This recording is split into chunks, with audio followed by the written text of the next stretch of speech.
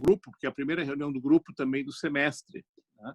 Então, em primeiro lugar, caros colegas, amigos do nosso Grupo de Estudos de Direitos Fundamentais, os que também nos acompanham, né, embora não regularmente inscritos no grupo, também estão convidados a participar sempre das atividades, se inscreverem se assim tiverem interesse, não custa nada, não tem qualquer formalidade, né, entre em contato com a Andressa, né, que a Andressa lhes incluirá no grupo, né, ela quem faz isso, né, me ajuda muito nessa atividade, assim também como outros bolsistas. Também agradeço a Andressa pela presença né, quase permanente, né, na coordenação do grupo nesses últimos tempos e também sempre pela presteza, né, e competência na organização de toda essa parafernália logística, né, que além de tirar tempo não é fácil, né? Então, agradeço a todo mundo, né? Eu saliento, a professora Cláudia também, me deu um tempinho antes de lhe apresentar formalmente para o nosso grupo, para a sua manifestação, que o grupo, acho que a maioria não sabe disso, né, está completando este ano 20 anos de existência. Não é pouca coisa. O nosso grupo de estudos de direitos fundamentais foi o primeiro grupo de estudos, né, que eu tenho notícia no direito, mas seguramente o primeiro da PUC, né, mas seguramente o primeiro do nosso programa de pós-graduação, né? Seguido até pouco depois, também foi um dos primeiros pelo grupo da professora Regina Ruaro, né? Então, realmente para mim, um motivo de orgulho, né, e alegria poder comemorar esses 20 anos, ainda que de forma agora virtual, né? E nesses 20 anos muita coisa boa aconteceu, né? O grupo participou da organização de muitos seminários internacionais, já 16 seminários internacionais de direitos fundamentais, que contaram com pelo menos 200 palestrantes conhecidos do Brasil e exterior, mais de 50 do exterior, né?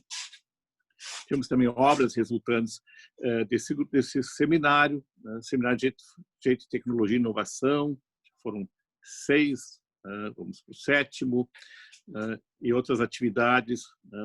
Palestrantes também que participam do grupo, convidados externos, nacionais e estrangeiros, né? Ou seja, é uma trajetória que me orgulha muito, né? E também pela participação sempre presente, né, de muitos de vocês, inclusive alguns já há alguns anos, né, acompanhando as atividades do grupo, mesmo egressos do nosso programa de pós-graduação. Então, eu queria só dizer isso, agradecer a todos, né, e nada melhor do que termos uma palestra de uma querida amiga, né, a professora Cláudia Queda Toledo, né, com que eu já conheço há bastante tempo, né, e já tive o privilégio de trabalhar juntos, né, seja na CAPES, seja em outras atividades acadêmicas, né, também palestras lá no Instituto Toledo de Ensino, do Centro Universitário de Bauru, e, portanto, vou fazer agora uma pequena apresentação da professora Cláudia, né, que vai nos falar sobre direitos fundamentais e ideologia no direito constitucional contemporâneo, um tema não só interessante, mas também de grande importância e reflexos, inclusive práticos, né? Vou fazer uma leitura do resumo do currículo Lattes, da professora Cláudia, para apresentá-la devidamente. Ela é mestrada em Direito às Relações Sociais pela PUC de São Paulo, doutora em Direito Constitucional na linha de pesquisa Sistema Constitucional e Direitos e Garantias pelo Instituto Toledo de Ensino Bauru, é docente na área de Direito Constitucional, ênfase de Direito à Educação, Direitos Humanos e Metodologia da Pesquisa Científica e Metodologia do Ensino Superior. É sócio-coordenador do Escritório Toledo de Mesquita, Sociedade de Advogados em Bauru e São Paulo, e docente de graduação, pós-graduação, Lato Sensu, Stricto Sensu, no curso da Instituição Toledo de Ensino, na qual é coordenadora científica. É reitora do Centro Universitário de Bauru, Toledo, né? Autora do livro Educação, uma nova perspectiva para o Estado Democrático de Direito, também do livro Ensino Jurídico no Brasil e o Estado Democrático de Direito, além de artigos publicados, também uma atuação extramuros da universidade muito ativa, né? Portanto, professora Cláudia, lhe dou as boas-vindas, é uma satisfação contar consigo neste momento, né? Nós tínhamos mais antes adiantado, esse grupo tem uma duração de 1 hora, né? É o nosso horário, digamos assim, já de alguns anos, né? Tá do meio-dia a 1, passar um pouquinho também não é tão grave, né? A ideia é que você tenha de 30, 40 minutos para uma fala, né? E ainda possamos ter algum momento de interlocução. Portanto, lhe passo desde logo a palavra. Perfeito, professor Ingo. Que prazer, não é? É uma honra ser colocada, introduzida nesse grupo de pesquisas por você, me permita. Quero, assim, na verdade, dividir com os integrantes do grupo de pesquisa e estudos, na verdade, muito mais do que a honra de poder falar-lhes, mas a honra de poder nos colocarmos perante o professor Ingo, que é o nosso professor de sempre, é a nossa fundamentação teórica, mais do que isso, é o nosso orgulho da ciência, do direito constitucional no Brasil, não é? É por meio dele que a nossa produção, que o nome da nossa república avança para além das fronteiras, com muita galhardia, com muita altura no direito constitucional. Então, quero dividir com os colegas essa honraria de estarmos perante ele aqui e nesse dia tão especial. Quero, então, em primeiro lugar, cumprimentar pelos 20 anos. São 20 anos de uma produção nacional e internacional. E isso não foi pouca coisa, isso dá lastro para o nosso Sistema Nacional de Pós-Graduação. Então, professor Ingo, quero cumprimentá-lo e aos membros do Grupo de Estudos e Pesquisa e seguir aqui um pedido, não é? Posteriormente a essa palestra, sempre que houver a oportunidade de eu me sentar em ambiência virtual e acompanhar as palestras, eu quero aí ser honrada com essa possibilidade. E os meus alunos do meu grupo de pesquisa aqui de Bauru vão ficar muito bravos comigo, porque agora que me ocorre que eu poderia ter facultado a eles, eventualmente, a participação. Mas não faltará oportunidade, eu acho que esse intercâmbio é quase um ato de solidariedade, na verdade, de um programa da altura do programa da PUC Rio Grande do Sul, não é? Que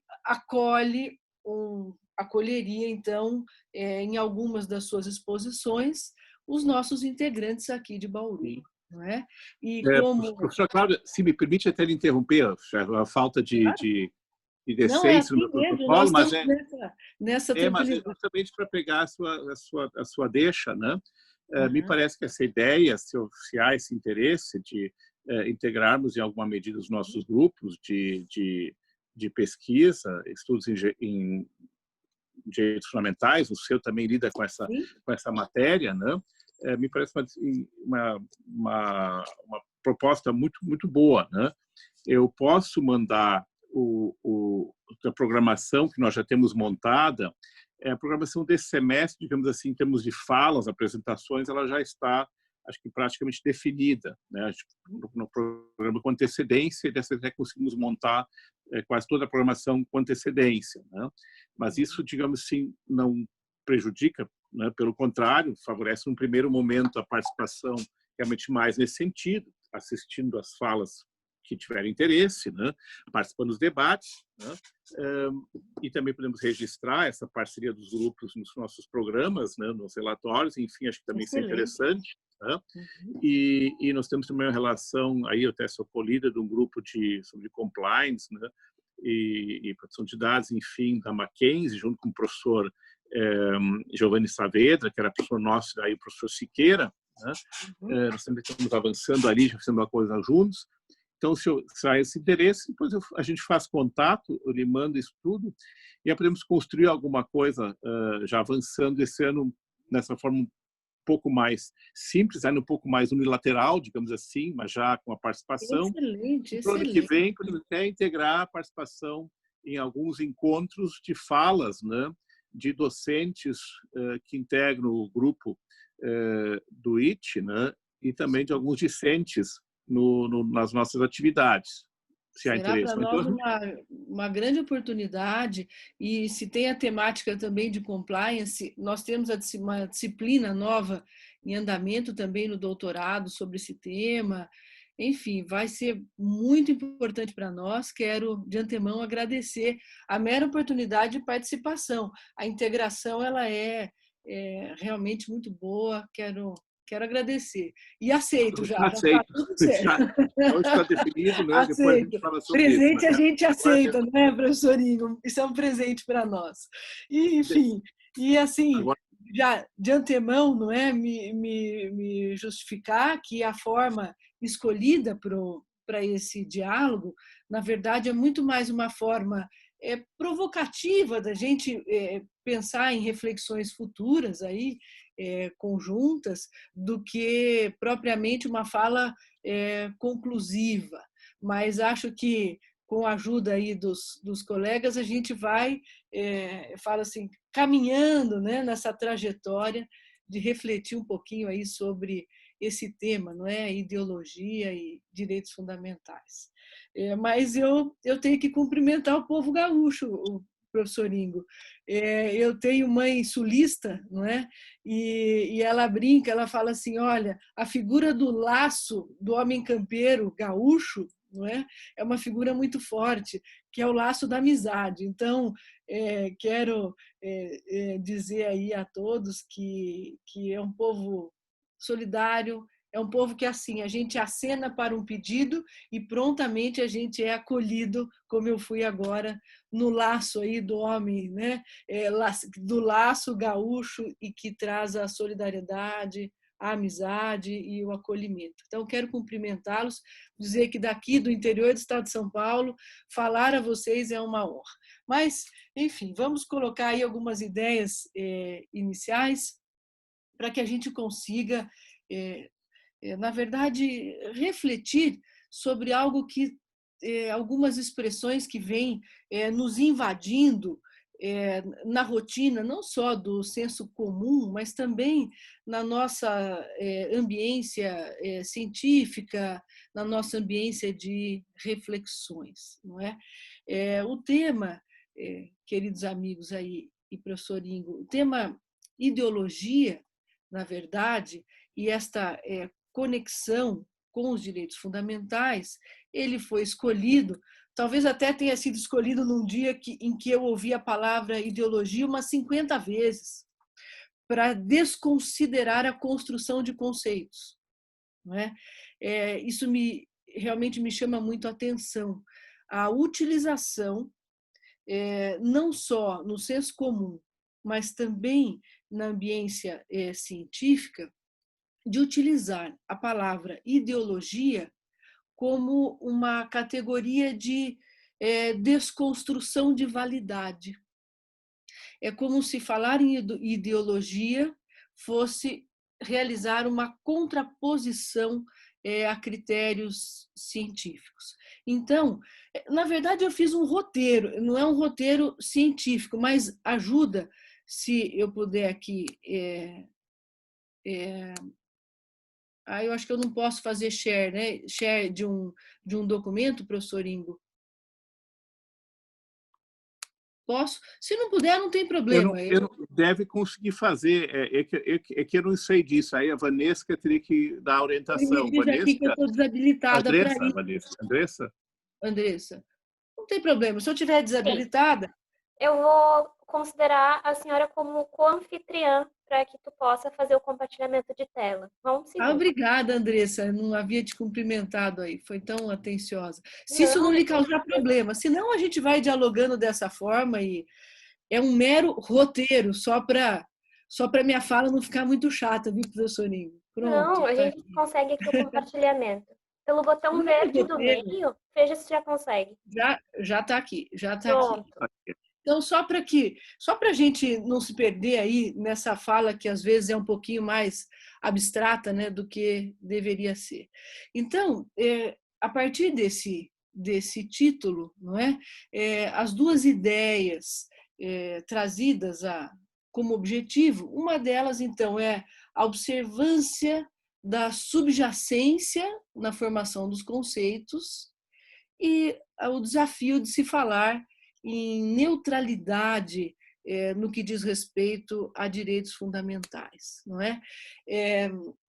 Então, o objetivo, nesses 5 rápidos itens de discussão, primeiro, para que a gente construa essa reflexão, é falar um pouquinho sobre algumas dimensões teóricas do conceito de ideologia. Então, dentre vários pilares que formam a compreensão da ideologia, eu separei 2 dimensões para que a gente possa desafiar o tema, não é? Também falaremos um pouquinho sobre esses influxos ideológicos, da indissociabilidade de ideologia e ciência, e desse conceito funcional de ideologia que se forma pela ideia de justificação, dominação e deformação, mas não como conceitos finitos, bastantes em si, mas como um conceito funcional, de que forma a ideologia alcança as demais categorias teóricas. E por último, a eleição de um autor, que é Maynes, né? Maynes e Garcia Maynes, para a gente discutir um pouquinho o que se espera dos conceitos. Farei isso, não se preocupem, de uma forma muito sucinta, muito objetiva, para que a gente consiga futuramente, quem sabe até produzir algo juntos, alguém sobre ideologia, outro sobre direitos fundamentais, rigor conceitual, nesse sentido. Então, só para dar início aí à nossa primeira conversa, 2 muito sucintos conceitos de ideologia. São exemplificativos, nós temos assim vários autores, entre Bobbio e muitos outros autores, tratando desse conceito, mas só para que nós conseguimos visualizar. Ideologia, como Lovi define, como conjunto de ideias, conjunto de aspirações, de sonhos de uma determinada sociedade. Ou um conceito um pouco mais clássico, né? Que ideologia seria, então, uma estrutura formada, uma estrutura de pensamento vinculada a um grupo, uma classe social ou uma nação. Não é? Enfim, a ideia de ideologia como conjunto de ideias vinculada a um grupo ou a uma determinada sociedade. Esses conceitos são ponto de partida, na verdade, para que a gente pense em algumas questões, não é? E que a gente poderá voltar a elas no final. Se existe algum lugar, é a primeira questão, não é? Não ideológico, em que se possa falar cientificamente, de forma pura ou distanciada da ideologia ou de direitos fundamentais. Se esse lugar neutro existe, né? Se o manuseio da expressão ideologia, ele não vem sendo colocado, na verdade, como uma estratégia de desafio do conceito colocado. Ou seja, alguém coloca um conceito e o desafio a esse conceito acaba sendo o de uma estratégia de suspeição, como se a ideologia fosse sempre um contragolpe conceitual. Alguém coloca algo e a ideologia vem como fratura para desconsiderar um conceito. Se a ideologia, portanto, é um contragolpe no pensamento do outro, não é? Se a ideologia é sempre aquilo que o meu adversário pensa, que é diferente do meu conceito, não é? Qual é a conformação da ideologia? Qual é a interferência desses influxos para a consolidação de conceitos, não é? Se é que um dia eles se consolidam. E, por último, se há realmente uma necessária separação um necessário distanciamento entre ciência e ideologia. Não é? Acho que a frase que a gente mais tem ouvido falar, né? Isso é ciência, né? É ciência. Não, isso não pode ser ideologia. Eu não estou querendo aqui fazer, viu, professor Ingo, a interpretação do Jornal Nacional, porque isso é missão impossível, não é? Mas essas categorias teóricas acabam sendo levadas não só aos mecanismos de informação, aos instrumentos, né, de informação, com tanta regularidade, com tanta facilidade, que nós acabamos até intuindo algumas colocações que talvez devam ser provocadas. Ciência e ideologia são, de fato, categorias de oposição necessárias. Há realmente uma separação, ou não há, ou não deve haver entre essas categorias. Eu vou, queridos amigos, eu vou colocando, mas eu acho que a gente estamos aqui num rol muito próximo, e se alguém quiser fazer alguma colocação, interrupção, fiquem muito à vontade. A interrupção só enriquece, se eu souber responder. Senão, a gente tem o professor Ingo para nos ajudar, não é isso? Então, essas colocações de espaços de neutralidade, de dualismo de categorias teóricas, de rigor conceitual, eles transitam na ambiência daquilo que é o conceito, não é, de ideologia.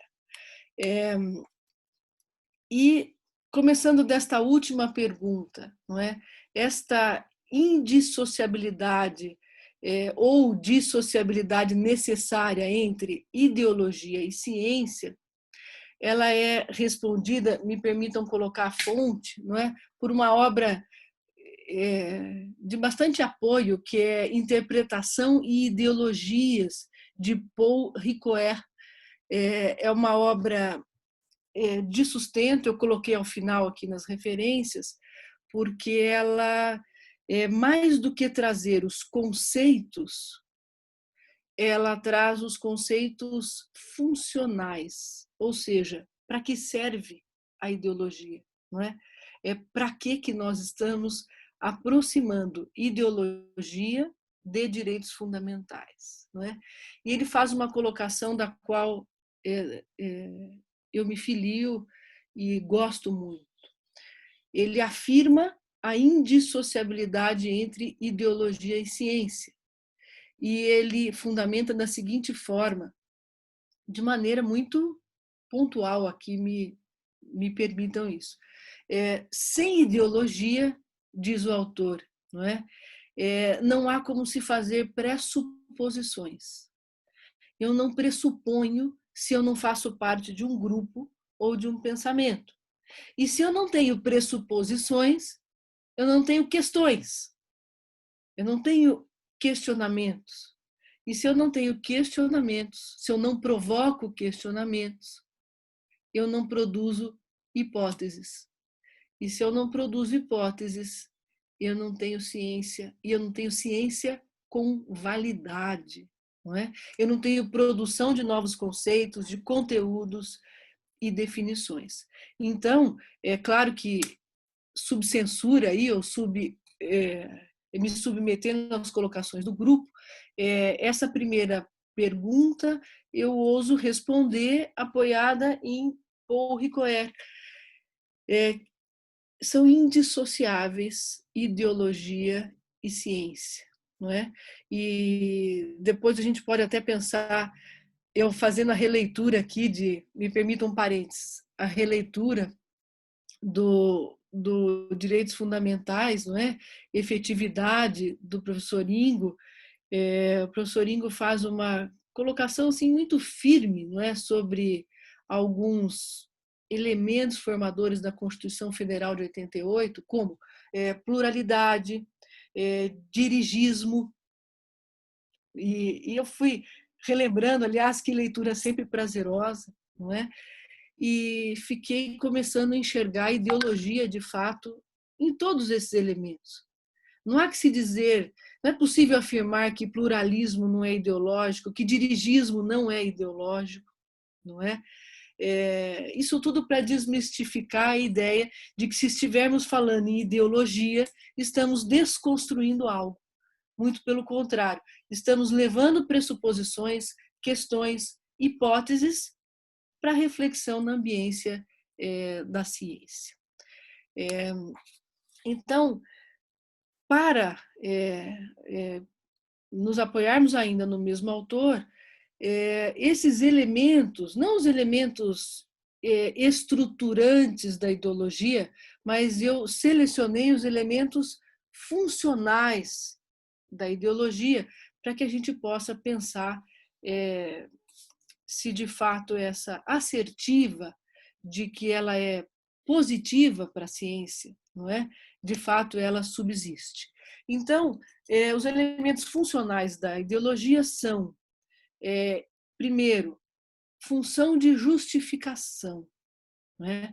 Essa dimensão conceitual funcional da ideologia, que é a função de justificação, significa dizer que este grupo, ou essa nação, ou esta estrutura de ideias, que é a ideologia, procura, nesta dimensão, demonstrar o porquê ela diz que é quem é, não é? Quem ela é a sua essência. Ela busca a justificação do seu pensamento. E depois, um segundo, talvez mais desafiador, elemento desse conceito é a função ideológica de dominação. Bom, esta dimensão ela traz dois elementos importantes, que é a ideia de hierarquia e também de autoridade. Hierarquia e autoridade. É muito natural que nos grupos ideológicos naturalmente formados surjam na verdade, as lideranças. Não há grupo ideológico que não tenha, ou que não forme, ou que não conforme a sua autoridade, a sua representação. E o perigo das representações, talvez aqui seja até um elemento para estudo da democracia representativa, por exemplo, não é? A função de dominação, autoridade e hierarquia da ideologia. Esta função, a gente sabe que nem toda representação, nem toda autoridade, ela é absolutamente transparente. Ou seja, o que muito acontece é que esta autoridade, ela extrapola os limites ideológicos de um grupo, por muitas vezes. E esta representação, que nem sempre é transparente ou fidedigna, desafia um terceiro elemento perigoso da ideologia, chamada função de distorção. Aí sim o risco ideológico da deformação conceitual. Um exemplo, a gente do direito tem uma necessidade muito grande de concretização, né? O exemplo da função de distorção ideológica é o populismo, por exemplo. Não é? O populismo é o grande risco ideológico, e risco para todos os lados, para a direita, para a esquerda, até mesmo para o centro. Eu acho às vezes que o centro é mais perigoso que a direita e a esquerda. Não é? Eles nos desafiam a demonstrar a função de justificação, demonstrar o que se é e por que se é, né? Os doxas, né? O valor, os valores que a ideologia carrega em si.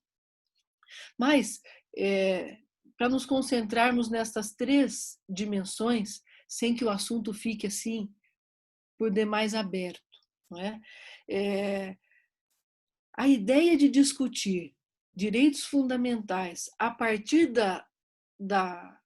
do funcionalismo do conceito ideológico por exemplo, observar a educação. Vamos pensar nos direitos sociais, não é? A educação, a saúde, ou então nos direitos de liberdade, a liberdade de expressão, não é? Eles são facilmente conceituáveis. É fácil conceituá-los. Mas é muito importante que dentro do nosso objetivo inicial nós consigamos enxergar as dimensões ideológicas que nós temos ao conceituar estes institutos. Vamos pensar num exemplo que está aí na primeira página de jornal, não é? Os manifestantes na frente do hospital da garotinha se submetendo, a garotinha que sofreu violência sexual e que está passando por um aborto. Né? Aquela manifestação é uma liberdade de expressão ou ela é uma função de dominação hierárquica, de distorção de representação para formar um conceito de liberdade de expressão? Uma pergunta: a ideologia pode conformar limites aos direitos fundamentais? Né? De que forma, então, ela se relaciona com os direitos fundamentais? Até aqui, quero assim, deixar muito claro, é um pequeno roteiro, não é? Que serve para a gente refletir a respeito do caminho da ideologia, do caminho de laços ou de influxos que a ideologia ocasiona nos conceitos que nós estamos acostumados a manusear no dia a dia do direito constitucional. Não é? O direito à educação, tal como positivado na Constituição, nada mais é do que um conceito de alta justificação ideológica. Quando a educação é direito de todos, quem deve promovê-la e quais os objetivos, é um conceito que explicita, não é subjacente, toda a ideologia de conformação da Constituição Federal de 88, assim como a saúde, dentre outros. Não é? Bom, até aqui fomos, então, nesta funcionalidade do conceito. E agora, para avançar um pouquinho, é um autor que eu gosto e que dá um suporte. Eu sempre faço essa observação para os meus alunos aqui, do mestrado e doutorado, sempre discutimos isso. Não é? Quais são as obras de apoio naquele momento tão difícil da gente elaborar uma dissertação ou uma tese de doutorado? Há alguns autores que podem sempre nos dar subsídios para as elaborações conceituais. Garcia Marques, sob censura aí do professor Ingo, é um autor com vários ensaios filosóficos, com uma obra sobre o conceito de direito. É uma obra de 1950, são obras da década de 50 e 60, produzidas no México num momento muito importante das universidades, e ele é um norte, ele é na verdade um paradigma para a elaboração conceitual. O que eu trouxe aqui é apenas um lance, não é, da obra. Garcia Marques, então, traz como necessários alguns elementos para a construção conceitual. Ele diz, né, nesta obra, que as construções conceituais devem trazer exaustivamente todo o conteúdo, não é? Elas devem ser completas, trazer em si todas as representações. Quando Marques fala em trazer em si um conceito, todas as suas representações, quero crer que a gente possa fazer uma leitura da evidenciação ideológica do conceito. Um conceito que não traz evidenciação ideológica, me perdoe a ousadia, ele não se justifica, ele não se fundamenta, não é? Os conceitos devem ser precisos, não genéricos, e especialmente não devem carecer de uma demonstração. Os conceitos falam por si, devem falar por si. E o autor continua dizendo que, para não assustar, na verdade, aquele que elabora o conceito, que existe sim duas formas fundamentais de se elaborar um conceito. Pode ser uma definição sintética, e aí ele traz a justificativa, onde a ideologia é subjacente, mas ali está, e os conceitos ou definições analíticas, segundo o qual não há um conceito que não seja ideológico. E, nesse caso, de um conceito analítico, a ideologia é explícita. E se posiciona o autor tanto num conceito sintético, onde os dados são a priori, como num conceito analítico, onde os dados são refletidos, as qualificações são a posteriori. É preciso, o que importa, na verdade, é a ampla demonstração completa do conteúdo conceitual, da elaboração, na verdade, de cada conceito. Isso, na verdade, é uma recomendação. Por quê? Porque, às vezes, a ideologia conceitual não está tão evidenciada e a gente pode chamar esse conceito de um conceito sintético com apoio neste autor, né? E, para voltar um pouquinho, para a gente, assim, na verdade, abrir para a nossa conversa algumas colocações muito sucintas. A primeira, a partir sempre desse conceito funcional de ideologia. Como que estas três funções de justificação, o alerta da dominação e o alerta da disfunção, como elas podem ou reforçar ou, se elas dilapidam, na verdade, o conceito de direitos fundamentais. Um conceito ideológico de direitos fundamentais pode ser construído se a gente sempre, na verdade, se construiu a partir de uma ideia de intangibilidade de um conceito de direitos fundamentais. O professor Ingo bem coloca, direitos fundamentais são direitos de essência, né? A ideologia pode diminuir ou constranger algo nessa intangibilidade dos direitos fundamentais, não é? Nessa relação ciência e ideologia, não é? Como que esse movimento dialético pode ou não pode influir no aperfeiçoamento do conceito de direitos fundamentais, não é? Pulando uma aqui, indo talvez por uma mais importante, não é?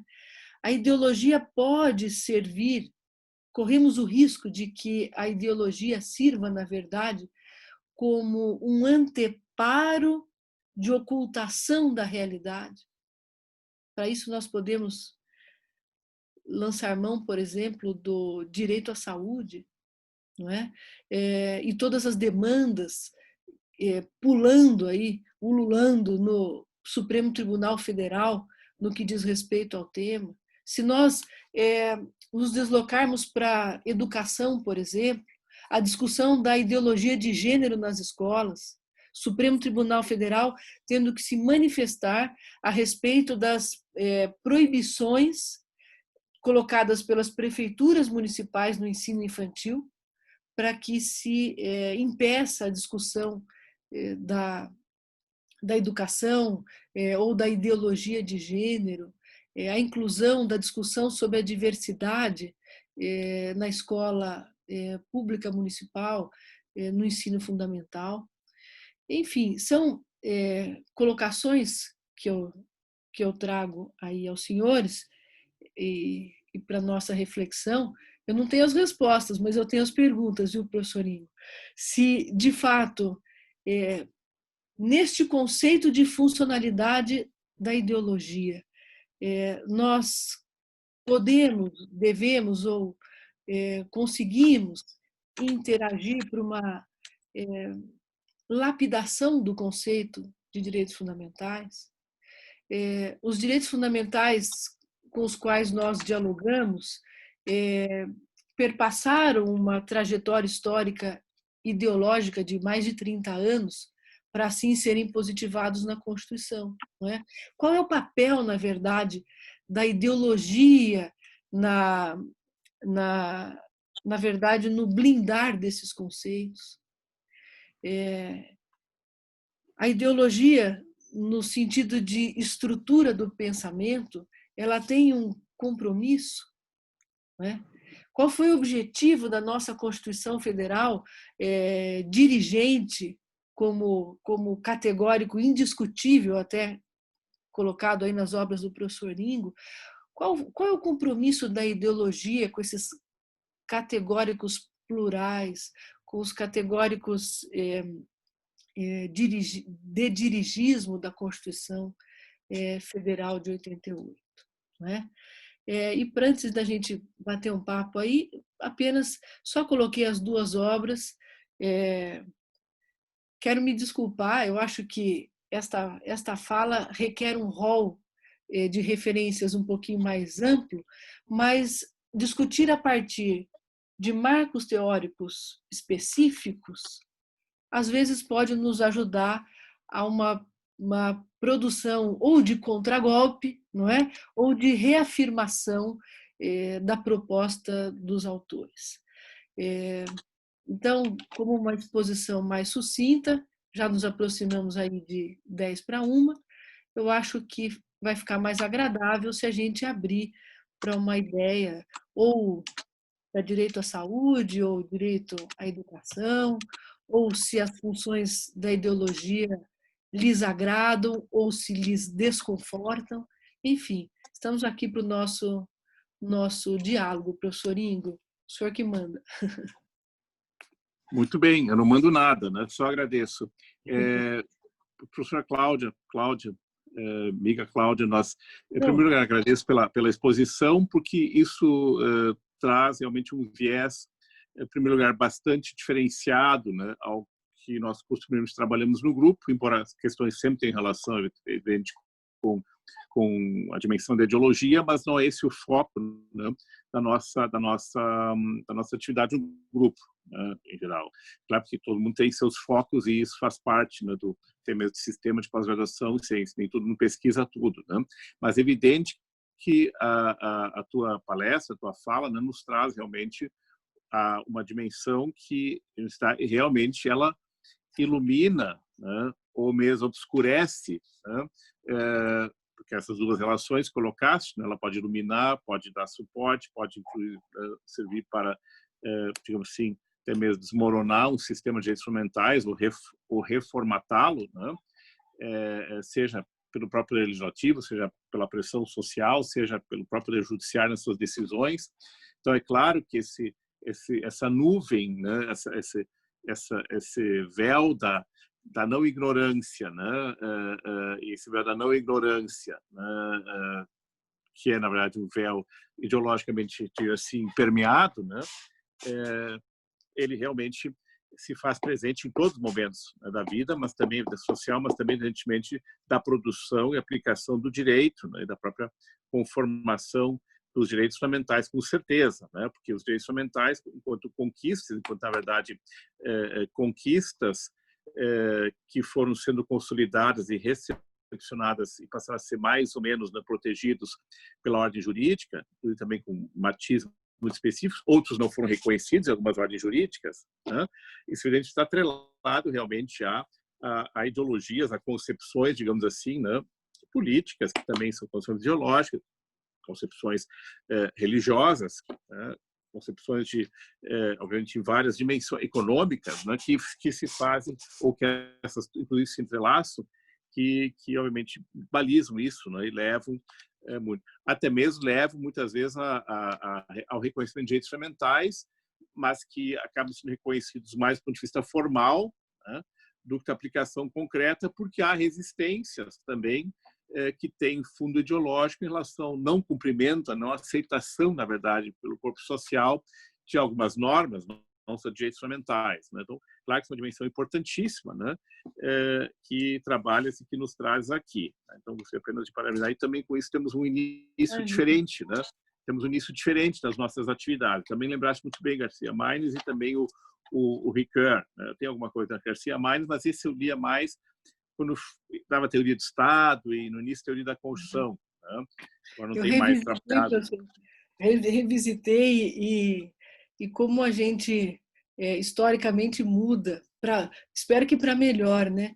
E quero confessar também que, na verdade, a minha grande preocupação com agora é a minha subjacência ideológica que vai ser demonstrada aqui, né? Eu queria, na verdade, mais do que colocar essas reflexões, devolver ao grupo quase que uma pergunta, assim, de que forma nós vamos defender direitos fundamentais dos seus influxos ideológicos contemporâneos, não é? Porque não me basta saber que eu tenho o Supremo Tribunal Federal, ou não me basta os mecanismos, não é, de garantias. A minha preocupação com as formulações conceituais se avançamos até aqui, o medo do retrocesso daqui para doravante, não é?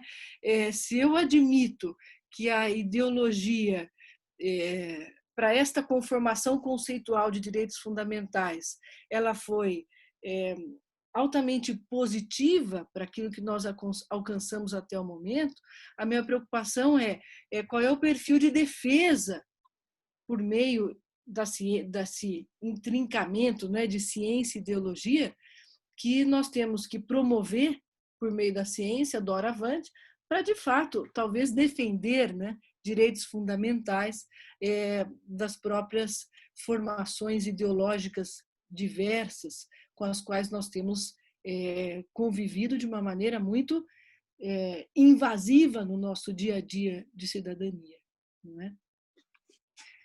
Esse é um dos desafios atuais e a pandemia, de certa forma, também exponenciou isso, né? Essas tensões sempre existiram e, na verdade, são naturais, uma sociedade plural, são inevitáveis, né? Mas é claro que o direito constitucional, ele serve justamente para fixar um patamar de compromisso, quando se fala uma Constituição compromissária, e que tem como fundamento pluralismo, né, político, na verdade, pluralismo político-cultural, né, ideológico.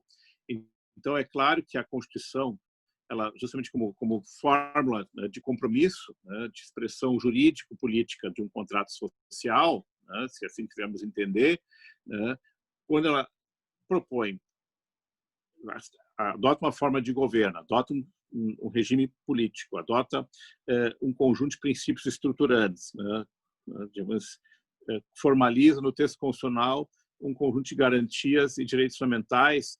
É claro que quando ela faz isso, né, ela o faz de modo vinculante, com a pretensão de que esse parâmetro compromissário, portanto, de diálogo, né, entre diversas manifestações ideológicas, que é o que resulta de uma Constituição, é o que resulta de uma lei, né, a aprovação por maioria significa que aquele conjunto, né, ideológico, aquela representação de umas ideologias acabou vencendo no embate democrático, né?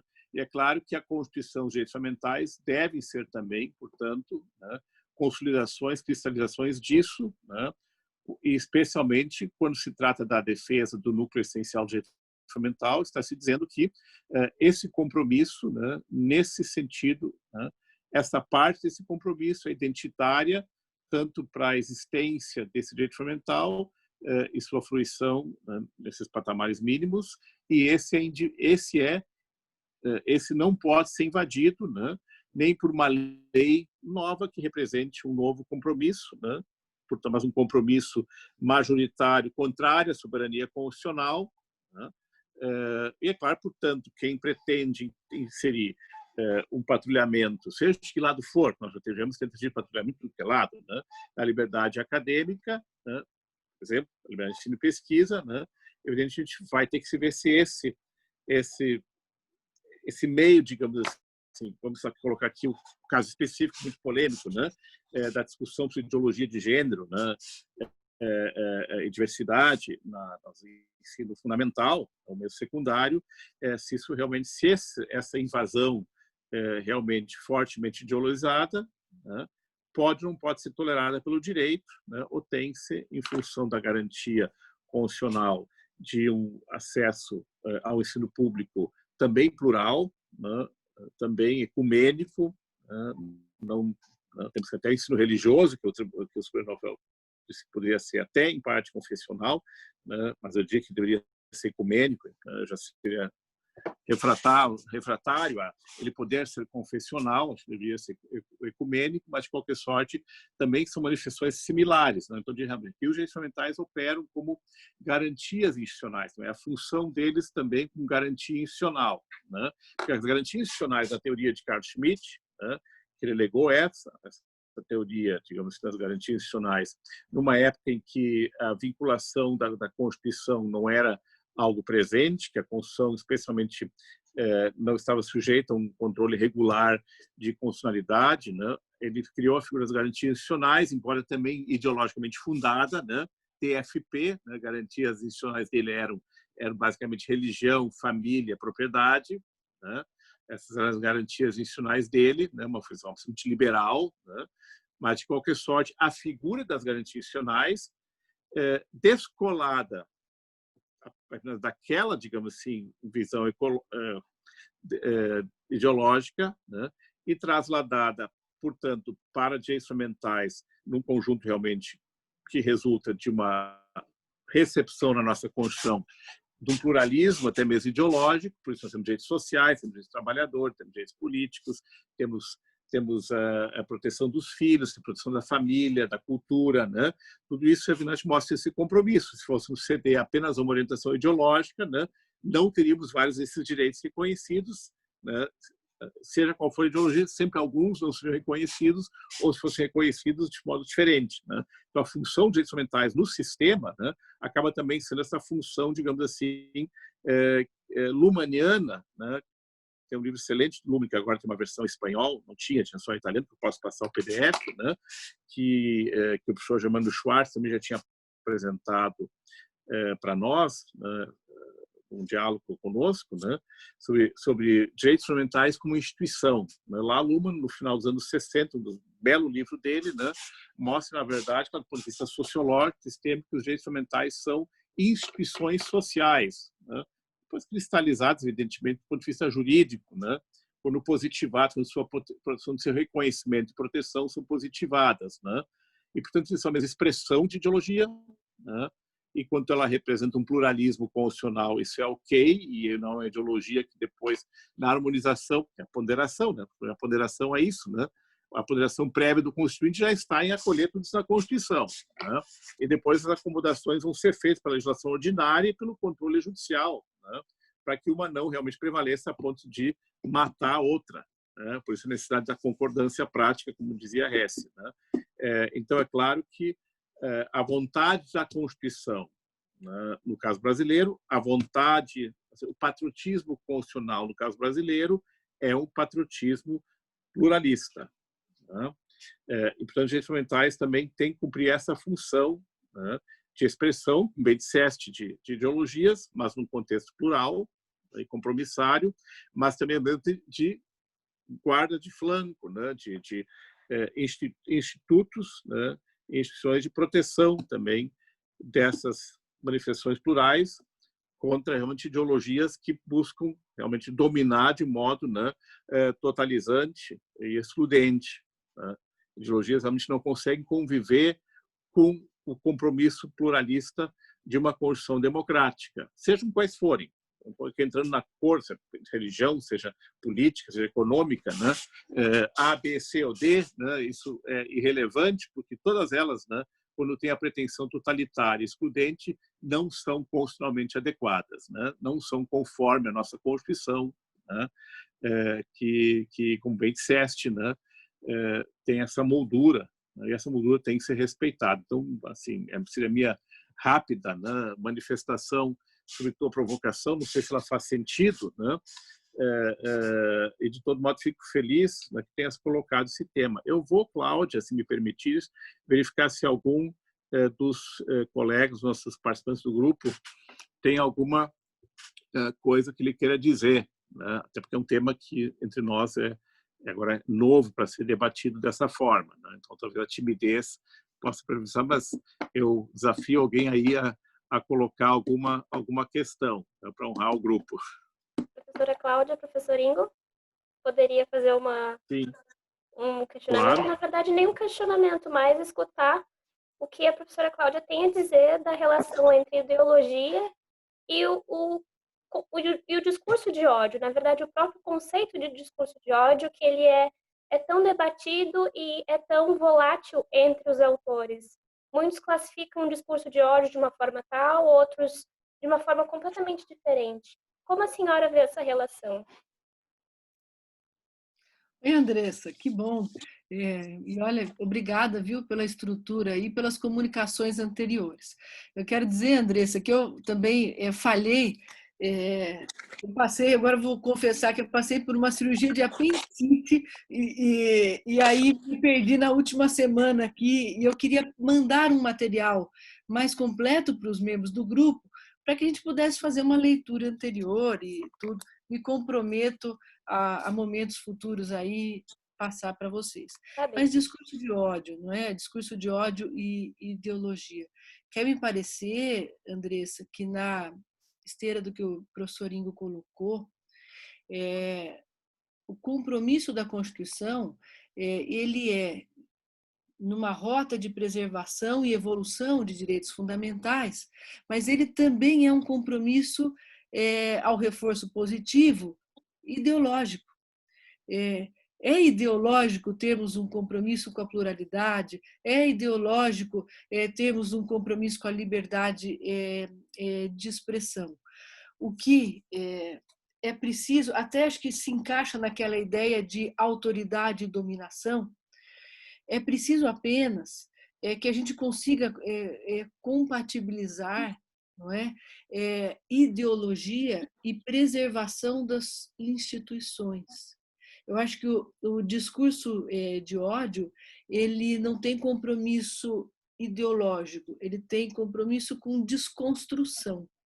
Então, as instituições que mais garantem o Estado democrático, especialmente o legislativo, o judiciário e o próprio executivo, estão em xeque com o discurso de ódio. A não se falar da cidadania, não é? Que a cidadania é toda desconstruída, mas a ideia de ideologia, dominação, discurso de ódio, ela deve estar assim atrelada de fato à preservação das instituições.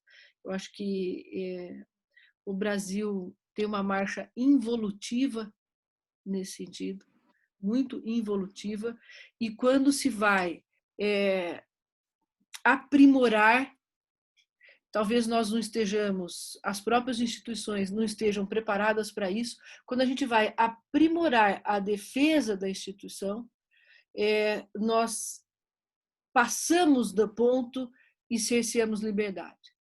Então, eu vou assim, dar um exemplo com muita liberdade de cátedra, professor Ingo, que eu sei que o senhor me permite isso, não é? A discussão recente, por exemplo, dos dossiês, dos relatórios sobre pessoas, sobre instituições, sobre professores antinazistas ou antifascistas, vamos situar melhor, não é? Esse assunto parte de uma instituição no sentido de preservar outras instituições e passa do ponto. Não é? Ele começa com um discurso de ódio, ele perpassa ideologia, mas ele perpassa transgressão de outros direitos fundamentais. Particularmente nesse caso, eu tive a oportunidade de conversar com o professor André Mendonça, que é o ministro da Justiça e que é professor do programa. Não é? E esta conversa é uma conversa muito desafiadora e preocupante, Porque o professor André entra em sala de aula e ele é transparente. E de vez em quando eu desligo as gravações e o professor Ingo aqui, porque ele é transparente. E ele, assim, explica a queda de um ministro sob o viés de direitos fundamentais e explicou a questão em sala de aula, da elaboração dos dossiês e tal. E ele falou, olha, de fato, a forma como isso foi feito eu soube pela imprensa. O serviço de inteligência sempre houve, não é? Mas o problema é a maturidade democrática, o problema é lidar com a ideologia, não é? Pode haver uma ideologia de desconstrução, ideologia, por exemplo, de pensar que a saúde ela é ampla demais porque ela é universal, porque ela tem um orçamento adequado. Acho que vocês devem ter lido por aí, ao abrir o jornal hoje, que o Ministério da Economia resolve restringir o orçamento da saúde num momento de pandemia no Brasil. Não é? Isso é ideologia, isso é quase tangenciar a falta de expertise na competência do manejo do executivo. Não é? Então, o discurso do ódio é uma ponta do iceberg, Andressa, na minha modesta opinião, de outras situações em que me parece não haja maturidade democrática para conduzir, para manter intactos os direitos fundamentais, sem que com isso se fira outros direitos fundamentais tão ou mais importantes, não é? Enfim, essa confusão que a gente tem aí na República é uma confusão. Muito bem. E, de fato, uma confusão, ainda foste bastante light, né? Confusão, né? Eu pensei no direito privado, né? Na confusão patrimonial, em que tudo se mistura, né? Confusão é light, não é, professor Inga? É mais light, realmente. Fosse condescendente, né? Mas a gente entendeu, a confusão é grande mesmo, né? Em vários sentidos. Não brinquei só porque a professora Cláudia hoje estava falando na questão de uma série de questões de princípios do consumidor, enfim, estavam falando de uma questão, uma geleia, né? Uma geleia, né? Então, realmente, né? Nós estamos realmente como uma geleia, né? Uma geleia, é verdade. Tremendo assim, né? E arriscando nos desfazer, assim, implodir. Né? Muita fluidez. Professor Ingo, eu acho que a gente tem entre os membros, né, também, ou professores ou futuros professores. Quero confidenciar a vocês, né? Eu dou aula para graduação, me mantenho na graduação no 5º ano. E lá eu dou aula de direitos humanos. E nesse momento em que a conformação ideológica brasileira sofre muitos desafios, não só de justificação, mas já no 3º nível, né, de deformação e de disformia mesmo ideológica, eu chego no primeiro dia de aula e devo explicar aos meus alunos o que foi a redemocratização do Estado brasileiro. E o compromisso plural me impõe, num primeiro dia de aula, de fazer algumas ressalvas. Dentre elas, eu não posso mais fazer em sala de aula a afirmação de que passamos por X anos do período de chumbo. Eu tenho que dizer, na minha opinião, não é? Ao lado dos professores tais, passamos por tempos de chumbo. Temos também a posição de outros autores, no sentido de que foi apenas um período mais duro político no país, e aí fazer uma abertura de inclusão das diversas estruturas de pensamento, ou seja, das diversas ideologias que convivem numa sala de aula e que precisam ser respeitadas. Até para que eu tenha a oportunidade de respeito desses alunos para uma condução e não uma vinculação com as minhas posições. Mas falar sobre ideologia nunca foi, quero crer, tão fundamental, para que nós entendamos aquilo que de fato é ideologia ou aquilo que de fato é tergiversação de um conceito que deve ser um conceito de aprimoramento, de melhora da ideia. No fim, eu acho que ficamos devendo, não é? Uma consideração a respeito, uma conclusão a respeito de direitos fundamentais e ideologia, mas pode ficar aí para uma elaboração futura. Traçamos um caminho de discussão, não é, professor Ingo? Que, dado aí a complexidade do tema, fica mais como provocação do que como conclusão. Obrigado, Cláudio. Não, e de fato não é um tema que é um tema sem fim, né? E ideologia sempre foi um campo de disputa, né? Política, acadêmica, econômica, jurídica, cultural, né? Isso não vai terminar enquanto tivermos pessoas pensando e tendo suas convicções, né? E buscando captar outros para aderir às suas convicções, né? E fazer essas convicções de algum modo prevalecer, né? No campo da vida social. Então isso realmente faz parte do momento. Professor Ingo, daí sem querer interrompê-lo, daí também o compromisso da própria ciência do direito constitucional. Não é a ciência em si só do direito, mas a ciência específica, verticalizada do direito constitucional, no sentido de que há um compromisso de elaboração conceitual no direito constitucional que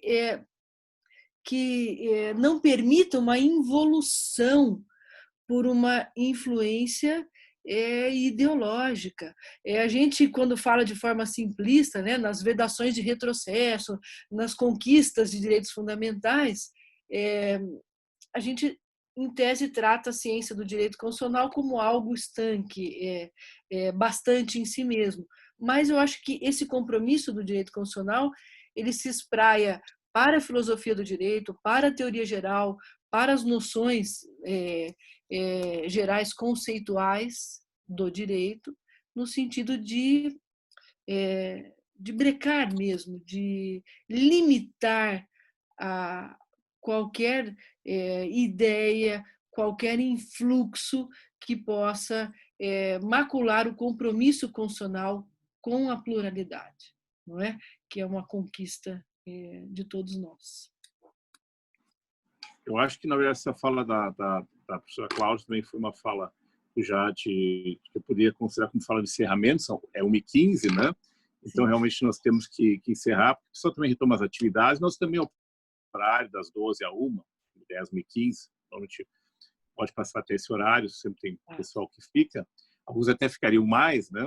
Mas porque é um horário que permite mais flexibilidade, permite que as pessoas que têm atividade de manhã, então a gente possa tirar uma horinha para participar, à tarde igualmente, quem tem uma aula no outro horário possa participar, então adotamos esse horário, tem até outros professores que adotam em outros dias esse horário, por causa dessa facilidade maior, né, de podermos trazer pessoas que também têm seus compromissos à tarde e manhã, né, então acho que de algum modo é menos invasivo, né? No máximo nos segura um pouco mais, temos que segurar um pouco mais a fome, né? Isso aqui acontece, né? E fome qualquer ideologia, né?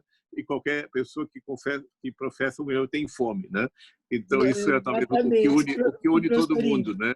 Como estratégia apenas, né? Como estratégia apenas de coordenações aí de grupos, eu quero assim me comprometer de enviar ao senhor nessa condução do grupo de pesquisas na verdade uma minuta de um artigo que eu elaborei sobre o assunto, e aí o senhor vê se tem proveito, se alguns dos alunos querem dar continuidade e, se for do agrado, assinamos no grupo em conjunto, como um registro de produção. Claro que bem mais complexo do que coloquei aqui a priori, mas, enfim, aí fica sob sua análise e dos componentes do grupo o aproveitamento ou aperfeiçoamento da minuta que vou lhe mandar.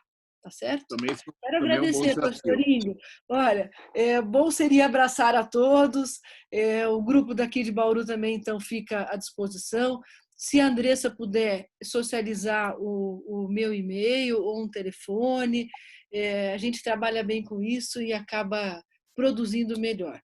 E foi um prazer, professor Ingo, viu? Todo aluno sonha um dia em falar com o seu grande para ou junto com o seu grande professor.